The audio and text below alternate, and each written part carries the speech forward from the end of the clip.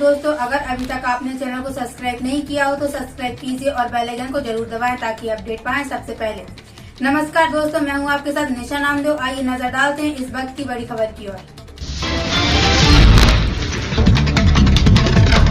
वेदांत आश्रम गंज बासोदा में होने वाले शिव महापुराण कथा रुद्र महायज्ञ के संदर्भ में एक व्यापक चर्चा करने के लिए वेदांत आश्रम में पत्रकार वार्ता आहूत की गई।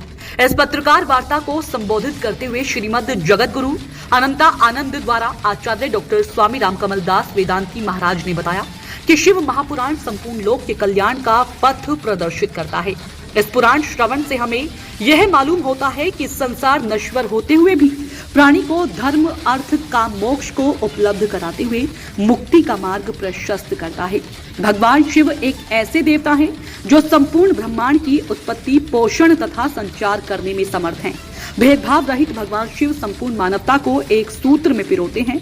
ऐसे भगवान शिव की मंगलमय कथा के आयोजन से संपूर्ण विश्व की कल्याण की कामना की जाएगी।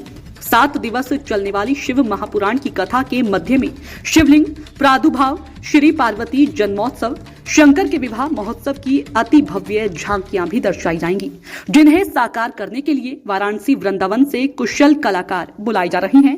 गंज बासोदा व समस्त क्षेत्र के कल्याण के निमित्त 7 दिवसीय शिव महापुराण कथा रुद्र महायज्ञ का आयोजन किया जा रहा है, जिसमें उज्जैन एवं काशी के आचार्य गणों के साथ यज्ञ के आचार्य की पद को उज्जैनी के प्रख्यात याज्ञिक, मध्य प्रदेश के धर्मगुरु की उपाधि से अलंकृत आचार्य घनश्याम शास्त्री होंगे। यज्ञ के दौरान 12 ज्योतिर्लिंगों की झांकियां आकर्षण का केंद्र रहेगी, जिसकी विशेष तैयारियां की जा रही है। इस महोत्सव के अंतर्गत विशेष रूप से अमेरिका से आ रहे सुखानंद सिंह व इनकी धर्मपत्नी माया सिंह के द्वारा आश्रम परिसर में 11 रुद्राक्ष के पेड़ भी लगाए जाएंगे। देखिए जिला ब्यूरो चीफ ओम प्रकाश चौरसिया की ये खास रिपोर्ट। वेदांत आश्रम के इस परम पावन पुनीत प्रांगण में, जहां पर लगभग प्रतिवर्ष यज्ञ और कथाओं का समायोजन होता आया है, इस बार सौभाग्य का विषय है कि 2 महीने के अंतराल में 2 कथाएं और 2 यज्ञ हमें उपलब्ध हो रहे हैं। तो अभी जो 8 तारीख से लेकर के 14 फरवरी तक, 8 फरवरी से 14 फरवरी तक रुद्र महायज्ञ एवं शिव महापुराण की कथा वेदांत आश्रम के सुखद प्रांगण में होगी, जिसका टाइम प्रतिदिन 12:30 बजे से लेकर के 4:30 बजे तक रहेगा और यज्ञ का टाइम प्रातः 8 बजे से लेकर के 11 बजे तक रहेगा।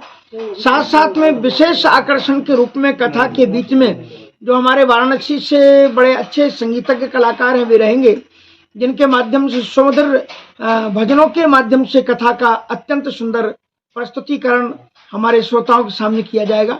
शिव महापुराण लोक कल्याण का सबसे बड़ा महापुराण है। इसमें 24,000 श्लोक हैं, 7 संहिताएं हैं।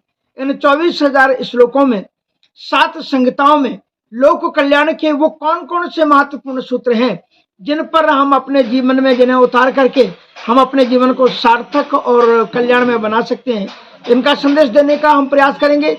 साथ साथ में इस रुद्र महायज्ञ के प्रारंभ में, जैसा कि आप सभी जानते हैं, किसी भी कार्य को तो हम देवताओं का आवाहन करते हैं, तो इसमें देवताओं के आवाहन के रूप में एक कलश यात्रा चलेगी, जो रेलवे स्टेशन हनुमान जी मंदिर से प्रातः 10 बजे चलते हुए जय स्तंभ और इस तरह से आते हुए हमारे वेदांत आश्रम आएगी। तो इस प्रकार से एक विशाल कलश यात्रा का समायोजन है, जिसमें 1 से 8 माताएं अपने सिर पर कलश धारण करेंगी। इस कलश यात्रा में वाराणसी के कुछ अच्छे लोक नृत्य कलाकार भी हैं, वो भी आएंगे। राधा कृष्ण और शिव और पार्वती की दिव्य झांकियां भी हमारे बीच में चलेंगी और डीजे बैंड बाजे आदि तो होंगे ही। साथ साथ में हमारे इस क्षेत्र के श्रद्धा पुराण मंडलियां होंगी और हमारे बुंदेलखंड की एक अपनी अलग शैली है दिवाली मनाने की। तो उस दीपावली को जो खेलने वाले जो कलाकार हैं, लगभग 20-22 के रूप में 20-22 हैं, जो झांसी जालौन से आ रहे हैं, तो उनका भी बहुत अच्छा पूरी सड़क पर उनका वो प्रदर्शन रहेगा। वो भी एक अपने आप में एक आकर्षण का केंद्र, वो अपने लकड़ियों के वो लिए हुए वाद्य यंत्र उनके अपने होते हैं और उनकी एक ड्रेस होती है, उसमें वो रहेंगे। तो साथ में आने के बाद में रुद्र महायज्ञ का शुभारंभ होगा 8 तारीख को सुबह 8 बजे से लेकर के जो 11 बजे तक चलेगा। कथा का शुभारंभ होगा जो 12:30 बजे से लेकर के प्रतिदिन 4:30 बजे तक चलेगी। इस कथा के बीच में जो दिव्य झांकियां होंगी वो किस प्रकार से शिवलिंग का